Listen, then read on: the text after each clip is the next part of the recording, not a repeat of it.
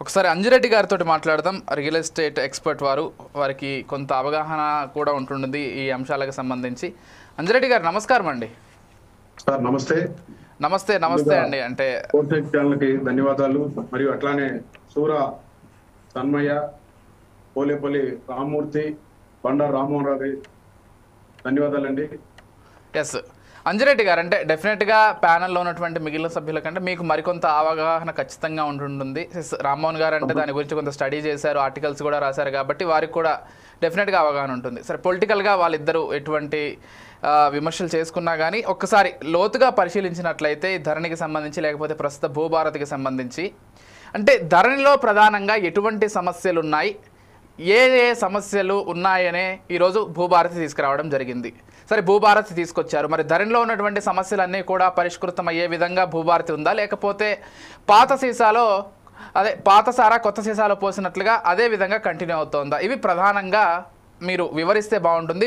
ఇవి మీరు వివరించిన తర్వాత మరిన్ని డౌట్స్ ఉన్నాయి, అవి కూడా అడిగే ప్రయత్నం చేస్తాను నేను. సార్, ఇది చాలా మంచి క్వశ్చన్.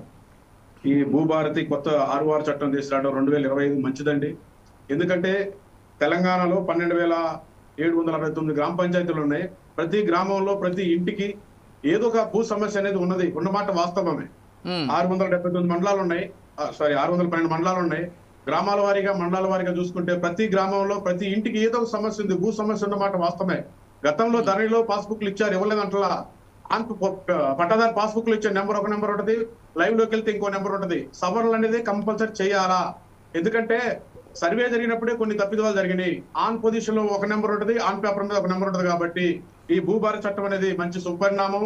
ఇందులో భూభారత చట్టంలో ముఖ్యంగా సవరణలో పేదవారికి పీటీ భూములు కానీ, సాదామైన ద్వారా వచ్చిన భూములు కానీ, కొన్ని భూములు పేర్లు తప్పుపడ్డా కానీ, కొన్ని రకరకాలుగా అద్దుదారులకు సంబంధించి ఏదైనా బౌండరీస్ తేడాపడ్డా కానీ కొన్ని చేర్పులు మార్పులు ఇచ్చారు.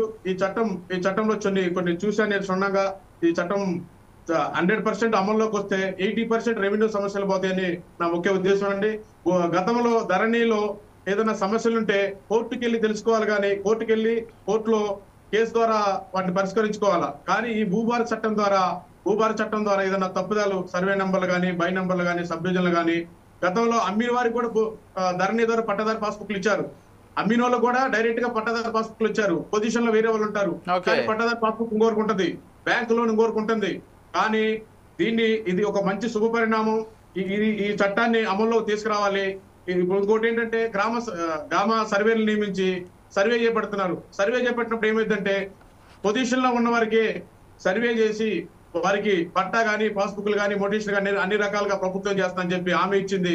అది కూడా మంచి శుభారం అని చెప్పి నేను తెలియపరుస్తున్నాను.